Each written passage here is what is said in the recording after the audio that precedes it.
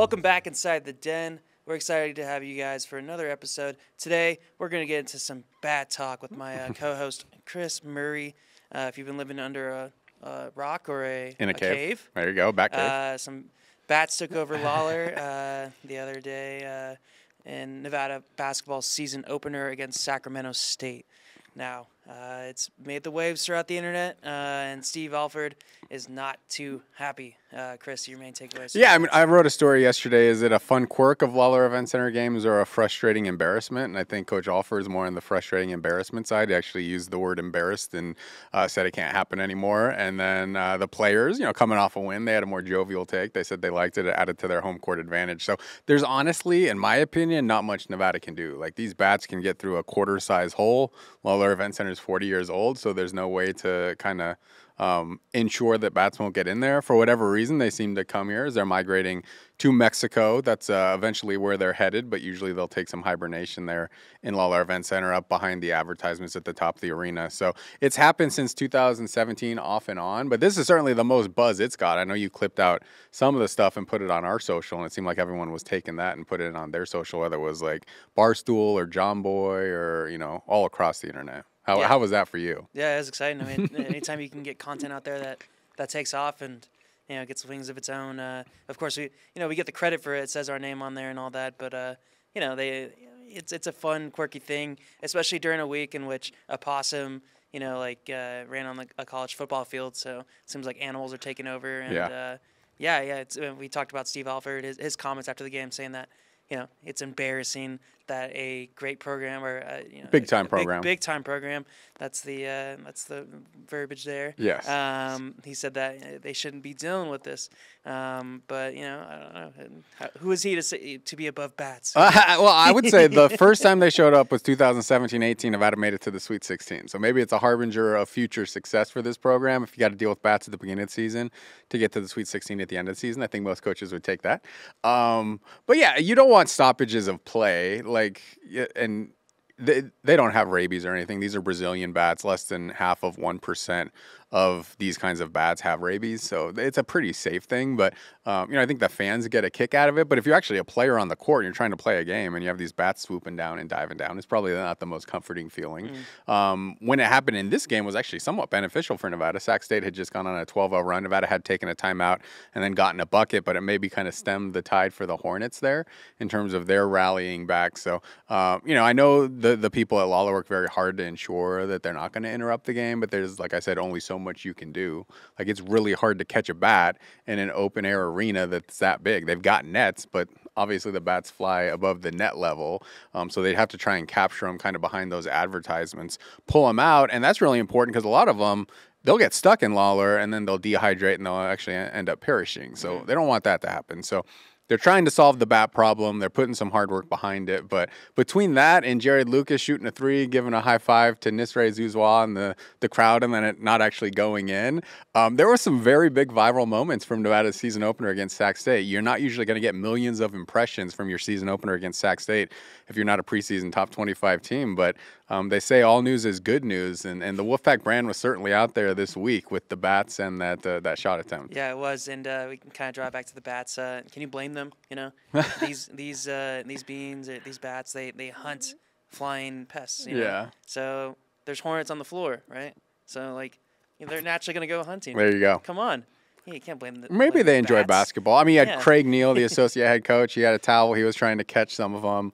I know you're a big Spurs fan, obviously. Yeah. Manu Ginobili was pretty famous for swatting one out of the air during a Spurs game. So if it happens in NBA arenas, sometimes it's going to happen in college arenas. There are about 80,000 Brazilian bats that live in Reno during specific parts of the year, usually under the McCarran Bridge. My kid actually went to a field trip there a couple of years ago. So, most people actually have bats around their house. I actually had to bring someone out for pest control over a mice issue in our attic. And he was looking around the house, and he's like, oh, you have bats there. I can see because of some of the markings and some of the excrement. Yeah. So bats are pretty normal in this area. Just, having to take about, what was it, like a 3-minute delay to get them up back to the top of the arena. It was a good laugh. I thought it was hilarious. Obviously, not as hilarious for the Nevada personnel. Obviously, that's just a headache.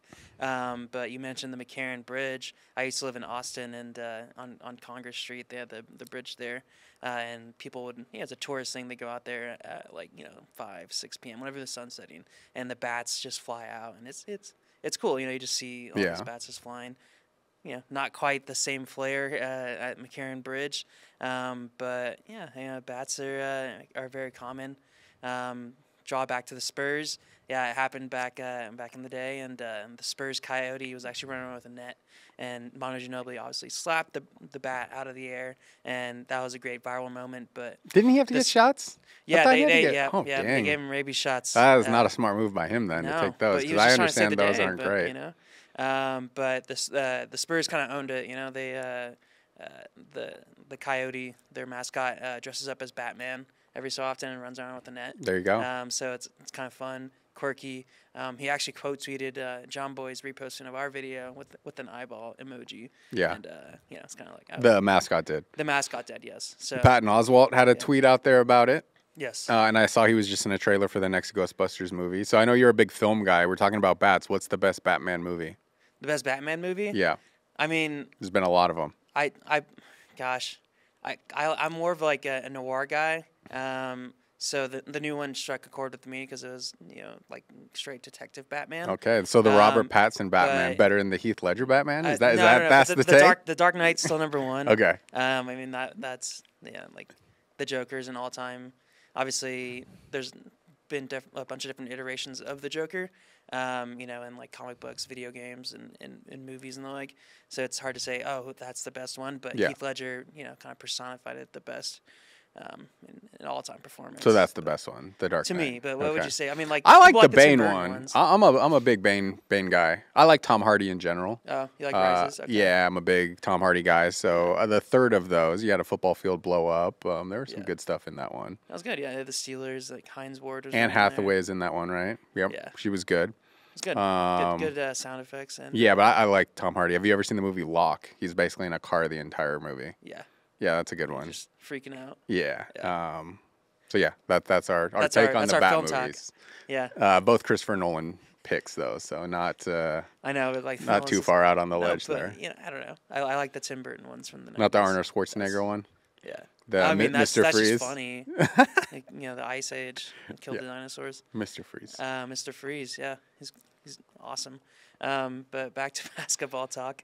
The Bats took over, and it was a good thing. Ended up being a good thing. Obviously, Alford would disagree, but because in that second half there, Sacramento State went on a 12-0 run.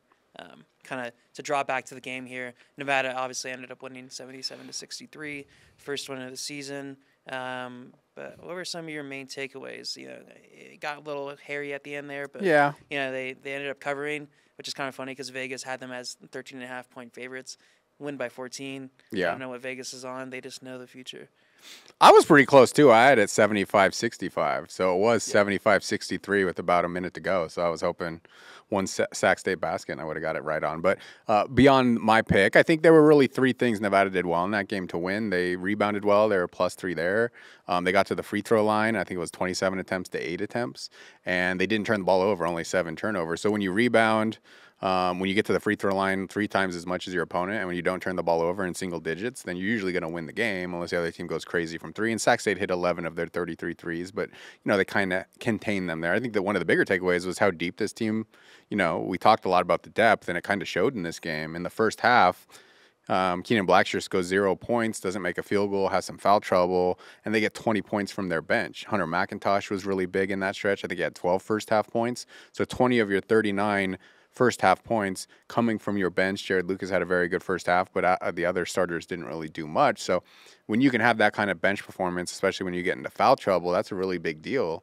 And this is a team that can really go 9 or 10 deep. So that means a couple people are going to be on the bench. I can't tell you how many questions I got about, what's up with Tyler Powell or Jariah Coleman. Why didn't they play? you can't play 12 players in a game. Like, that's just not going to happen. Like, your rotation is probably going to be 9, maybe 10 guys. And at this point, Daniel Foster is ahead of Tyler Powell for those extra wing minutes, and Jazz Gardner is ahead of Jariah Coleman for those extra backup center minutes. And Jazz Gardner played really well in his first game as a true freshman. So I think the depth really showed. I did go back and look, and Sac State is actually the lowest rated opponent Nevada's going to play this season, according to the KenPom rankings. So in theory, that was the easiest game they played, and it was a 5-point game with about 6 minutes to go. So I think there are still some question marks about this team, mostly about the shooting. They didn't shoot the three well. And I think a lot of those question marks will be answered when they play Washington on Sunday. That's a big game. It's their only for sure Power 5 opponent in the non-conference season. So, a good first start. They had a nice, solid performance, but certainly they're going to look to get better. And you are going to get better as the season goes along. You're not going to be perfect in your first game. Naturally, I mean, it was cool to see the depth, but also the contributions from all levels. Because, Jared Lucas, Hunter McIntosh had an outstanding first half, and you're like, where's Keenan Blackshear? And Keenan kind of took over. He had all of his points in the second half. When Lucas wasn't, scoring nearly as much, and when McIntosh, didn't have a single point. So, it's kind of that ebb and flow, but it's nice to see that there's other players that are stepping up. There are some young guys on the team that are stepping up. Jazz Gardner got some, good minutes, 7 points, 8 rebounds. Not a bad first sighting for the freshman that, brings his size and versatility to the lineup. Any other, or do you have any thoughts on Jazz or any other freshmen that may have? Yeah, Jazz Gardner played really well, specifically rebounding. He's going to get on the court if he plays defense and he rebounds, and he had 8 rebounds in like 15 minutes. So that's a huge rate. I mean, over a full 40-minute game, you're talking about 20 rebounds at that point. So, that was the big challenge to him. They brought in this junior college center, Jariah Coleman, who's 7'1", number 3 in the nation last year in block shots at the JUCO level, and that's Jazz Gardner's competition to play this season. So if you're bringing in this really defensive-oriented backup center, Jazz Gardner knows if he wants minutes, he's going to have to defend, he's going to have to rebound, and then whatever he adds on offense is going to be a bonus. But he stepped out and hit a 3. Sac State was not expecting that. They didn't even have their defender above the free throw line, so he's starting to show what he can do offensively, very skilled. Obviously he's going to have to put on more weight, and, going against Pac-12 opponents at Washington will be interesting, but a really nice first game for him. And, if he can get 15 to 20 minutes per game as a freshman, those are huge numbers considering KJ Himes, he's always going to be a little bit of a question mark in terms of his health. So having Jazz Gardner be able to play right now immediately as a true freshman would be big for Nevada. And in the first game, it showed like he was ready to go. Yeah. We're going to take a real quick break. I got to check something, but we'll be back right after this. Welcome back inside the den. We're continuing our talk about Nevada basketball. A solid first game from the team. Obviously, it got sketchy at the end there. We kind of talk about Nevada's size and versatility.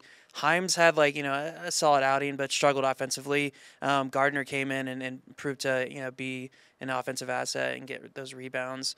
Like, how do you see Nevada's front court kind of playing out in the future here? Is it more Davidson minutes with Gardner, or do you think Himes still has the, kind of the lead role here? Yeah, I think it's KJ's job unless he gets hurt. I mean, I think you look at him being a 6-year senior, him being the only link to the Eric Musselman era. He's put in the years and the effort to try and get that starting job, but I still think that the minute split could be fairly even. Maybe he's 20 minutes, maybe Jazz Gardner's 15, and maybe Nick Davidson plays 5 minutes as, a backup center. He did play some backup center in that game. The one guy who was not available for this game, Tylen Pope, he's a transfer from Tulane, a power forward, undersized, about 6'6", 225, 230 pounds. This is a guy who's going to get pretty significant minutes as well. So we'll probably see that rotation become even more difficult for guys like, Jariah Coleman and Tyler Powell and Daniel Foster to get into. So there are reserves coming.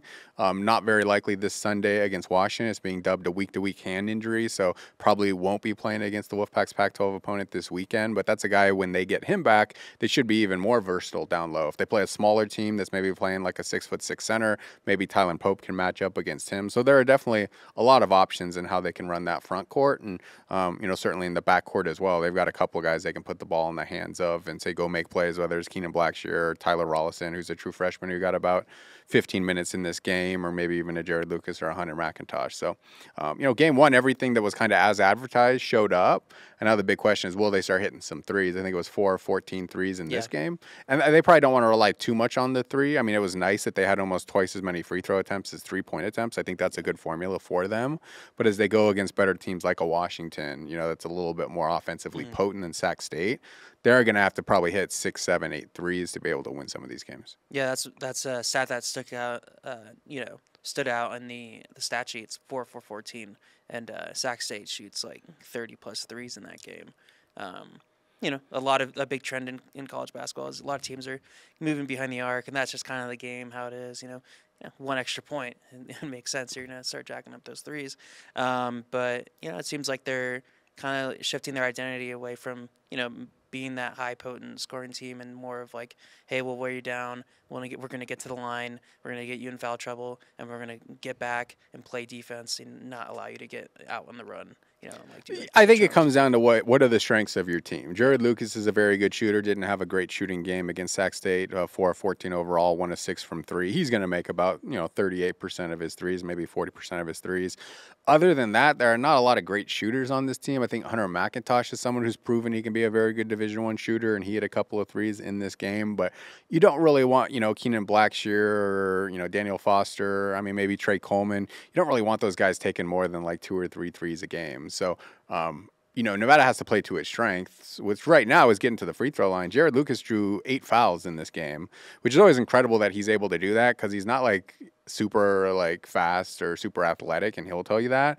But the way he's able to get to the free throw line and draw fouls is very crafty. So he was able to do that. I think KJ Himes drew 5 fouls. Keenan Blackshear obviously draws a lot of fouls. So that's 3 of your starters who are used to tagging 4 or 5 fouls on their competition. And I would rather have 30 free throw attempts and 33-point attempts, especially if you look at Nevada's history of shooting right around 35% last year, and they lost Darian Williams and Will Baker, 2 of their better 3-point shooters. So there are going to have to be some games, and there will be some games where they knock down 10 threes, but probably going to be a little bit more fewer and far between than some of your teams at the NCAA level. So I think their recipe is getting to that free throw line and getting the other team in foul trouble, which is more difficult when you play more athletic teams. Like when they played Arizona State in last year's NCAA tournament, they couldn't get to the free throw line because those guys don't have to jump. They could just stay on their feet. They've got great length. They've got great athleticism.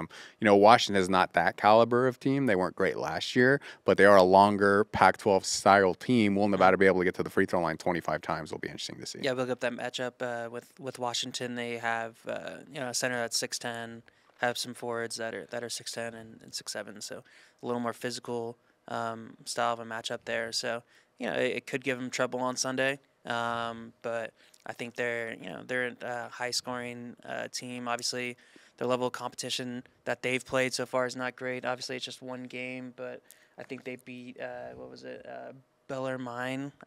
I'd assume that's a non-Division I school. Non-Division I school. Yeah, they put 91 points on them. Exhibition game against St. Martin, another non-Division I school probably, and they're playing Northern Kentucky tonight. Yeah, it's a litmus test game for both sides. Mm-hmm. Nevada's non-conference schedule, in terms of teams that are scheduled, there are 2 TBDs in the Diamond Head Classic. Only 3 of those opponents are in the top 120 at Ken Palm. It's Washington, it's Drake, and it's LMU. So this is a huge game for Nevada when it comes to NCAA tournament resume time. This is going to be, at worst, a quad 2 game at the end of the season. It could be a quad 1 game. You need quad 1 and quad 2 wins, probably somewhere around 10 of those, to get an at-large berth to an NCAA tournament. So last year, Nevada was able to bank a lot of quad 1s and quad 2s in conference play because the Mountain West had such a good non-conference in terms of its profile. You can't always bank on that, though. So you really want to go get like 4 or 5 of those in non-conference play, and this is the first opportunity to do that. So while it's an early season game, their second game of the season right in mid-November, this could be big come March. So this is a hugely important game for Nevada to go out there to show that it can beat mid-level Pac-12 teams. Washington was a little bit below mid-level in the Pac-12 last year. But, the Mountain West likes to say it's just as good as the Pac-12 in basketball, and this is an opportunity to show that and an opportunity to get a resume game for Nevada. So the Wolfpack on the road, one of only 2 non-conference road games. They also play at Hawaii. Last year they had 4 non-conference road games, so they had a lot more opportunity in terms of the quad rating system. Playing on the road is much more advantageous than playing at home or a neutral site. So this is a really big game for Nevada to be able to pick up a quality win early in the season. Yeah, and Nevada-Washington has had its fair share of matchups in the past. I know, they gone up there and won with a was it Marcus? Marcus Marshall hit a game winner. Yeah, that game overtime winner win at home with Deontay Burton. Yep. That was the year Nevada won 28 games. Washington won the Pac-12 that year. Mm-hmm. The Wolfpacks had a lot of success against Washington, usually against Lorenzo Romar. They haven't played in a couple years. The Markel Fultz year, Nevada went up there and won. So, yeah, I mean, the Wolfpacks had a lot of good times against Washington, and this is the first of a home and home. So Washington will be coming to Lawlor next year. So a really good opportunity. When you can get home and homes with Pac-12s or Power 5 schools, you got to take them. And this is the first of those two games, with the second one being played next year in Reno. Another storyline there is it's a mini storyline, but Moses Wood is up there, local kid, made his way. He's jumped around several stops in college basketball, right? Didn't he go to UNLV? Yeah, Galena High to Tulane to UNLV to Portland, and now will cap his career up there in Washington. Yeah. So really played well at Portland. Played against Nevada a couple times when he was at UNLV. That was during the COVID year. So, not in front of a fan base at Lawlor when they came here. But, yeah, that's a cool storyline as well. Yeah, definitely.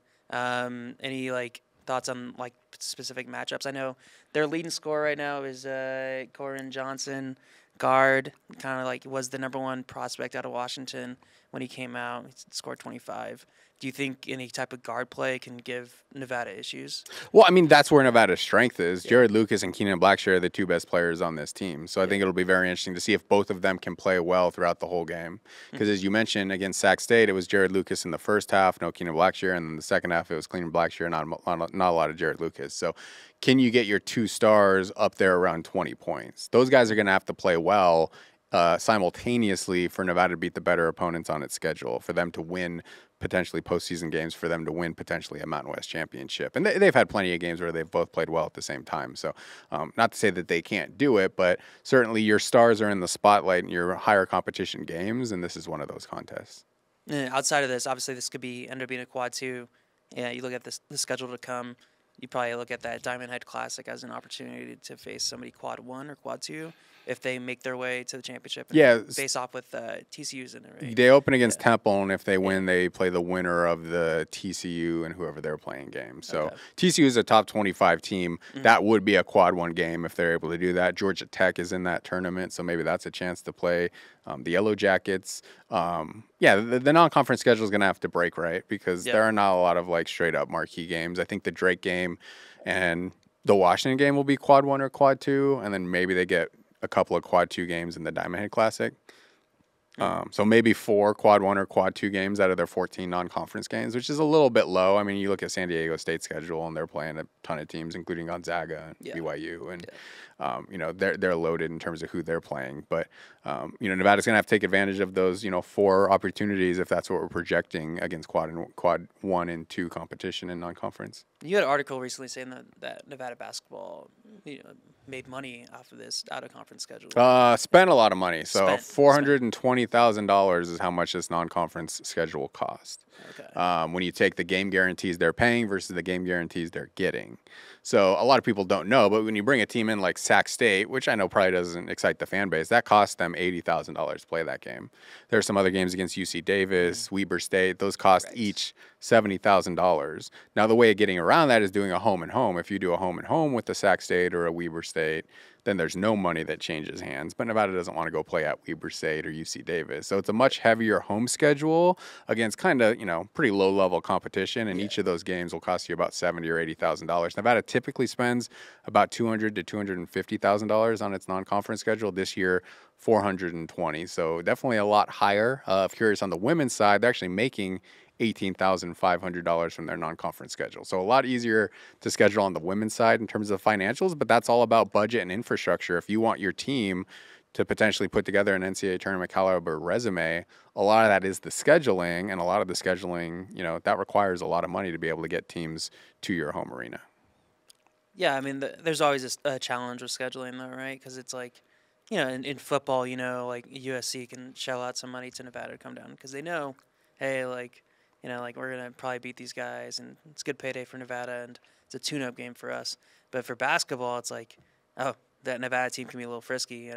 If you're like a Power 5 team, you might be like, I don't know if we should bring them in. They might beat us. So there might be, a little hesitation there. Obviously, it's a little more complex than that, logistics and whatnot. But, you'd have to figure that comes into play with the. Yeah, I mean, Nevada football can probably call up top 25 teams and say, Yeah. give us $1.3 million, $1.4 million, and we'll go play at your place in one game, and they can get that deal. Yeah. If Nevada basketball calls up a top 25 team at Gonzaga and say, give us $100,000, we'll come play at your house, they're going to laugh at them. Yeah. It's very difficult to get high-level caliber competition on your non-conference schedule, specifically at home, and that's the hope with this new Nevada Arena, the GSR project, that it will be such a nice arena that they can schedule better competition here in Reno, either on neutral site events or MTE events that maybe they host, or just straight up home and home series, that it'll be so attractive that maybe they can do that. And even the South Tahoe Event Center, the Tahoe Blue Event Center that they just built,